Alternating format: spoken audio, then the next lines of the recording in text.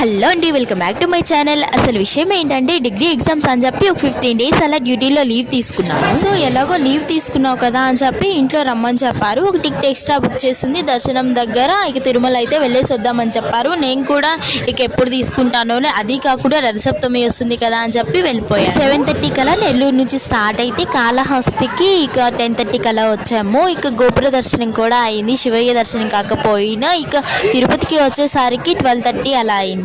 తిరుమల వెళ్ళాలి అంటే ఖచ్చితంగా కాణిపాకం వెళ్ళే వాళ్ళం. ఈసారి ఏంటంటే బస్ చాలా స్లోగా వచ్చింది తిరుపతికి. ఇక అక్కడికి ట్రావెల్స్ లేవని చెప్పారు. 9కి ఆగిపోయాయని చెప్పారు. కాలేజ్ నుంచి రాగానే చెప్పారు సడన్ గా ఇక తిరుమల వెళ్ళాలి అని చెప్పి. ఇక అమ్మ వాళ్ళు మామయ్య వాళ్ళు ఏంటంటే ఒక రావట్లం లేదు, ఇక నువ్వు వచ్చేసి ఎలాగో లీవ్ తీసుకున్నావు కదా అని చెప్పారు. ఇక సడన్ గా చెప్పేసరికి అన్ని సర్దుకొని అయితే వచ్చేసాను. కాణిపాకంకి లేవని చెప్పారు కదా, ఇక తిరుపతిలోనే విష్ణు నివాసం దగ్గర అయితే ఆగిపోయాము. అమ్మ తెచ్చిన పులిహోర తినేసాను. ఉంటాను, బాయ్.